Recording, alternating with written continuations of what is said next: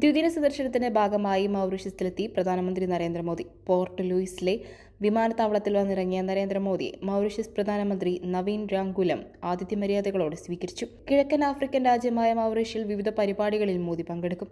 എയർപോർട്ടിൽ ലഭിച്ച ഊഷ്മള സ്വീകരണത്തിന്റെ ചിത്രങ്ങൾ പ്രധാനമന്ത്രി തന്നെ എക്സിലൂടെ പങ്കിട്ടു. മാർച്ച് 11, 12 തീയതികളിൽ നടക്കുന്ന രാജ്യത്തെ 57ാമത് ദേശീയ ദിനാഘോഷത്തിന്റെ മുഖ്യാതിഥിയായി നരേന്ദ്രമോദി പങ്കെടുക്കുകയും ചെയ്യും. ഇന്ത്യൻ നാവികസേനയുടെ ഒരു യുദ്ധക്കപ്പലിനൊപ്പം ഇന്ത്യൻ പ്രതിരോധ സേനയുടെ ഒരു സംഘവും സ്വാതന്ത്ര്യദിനാഘോഷങ്ങളിൽ പങ്കെടുക്കും. ഇന്ത്യയുടെ ധനസഹായത്തോടെയുള്ള 20-ലധികം പദ്ധതികളും പ്രധാനമന്ത്രി മോദി സന്ദർശനവേളയിൽ ഉദ്ഘാടനം ചെയ്യും.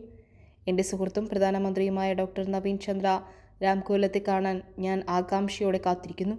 അവിടെയുള്ള ഇന്ത്യൻ സമൂഹവുമായി സംവദിക്കാൻ ഞാൻ ആഗ്രഹിക്കുന്നുവെന്ന് മോദി കഴിഞ്ഞ ദിവസം പങ്കുവച്ച പ്രസ്താവനയിൽ പറഞ്ഞിരുന്നു. മൗറീഷ്യസ് ഒരടുത്ത സമുദ്ര അയൽക്കാരനും ഇന്ത്യൻ മഹാസമുദ്രത്തിലെ ഒരു പ്രധാന പങ്കാളിയുമാണ്.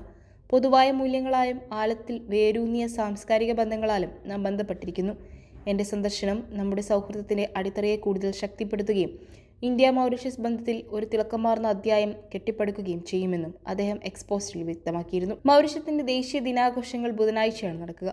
പ്രധാനമന്ത്രി മോദി ഉദ്ഘാടനം ചെയ്യുന്ന ഇന്ത്യയുടെ ധനസഹായത്തോടെയുള്ള പദ്ധതികൾക്ക് പുറമെ കിഴക്കൻ ആഫ്രിക്കൻ ദ്വീപ് രാഷ്ട്രമായ മൗറീഷ്യസിൽ ജനാധിപത്യം ശക്തിപ്പെടുത്തുന്നതിന് ലക്ഷ്യമിട്ടുള്ള പുതിയ പ്രധാന അടിസ്ഥാന സൗകര്യ പദ്ധതികളും അദ്ദേഹം പ്രഖ്യാപിക്കുമെന്ന് റിപ്പോർട്ടുകളുണ്ട്. പ്രധാനമന്ത്രി മോദിയുടെ സന്ദർശനവേളയിൽ വായ്പയുമായി സംബന്ധിച്ച ഒരു ധാരണാപത്രവും ഒപ്പുവയ്ക്കുമെന്ന് മൗറീഷ്യസ് വിദേശകാര്യമന്ത്രി കഴിഞ്ഞ ദിവസം വ്യക്തമാക്കിയിരുന്നു.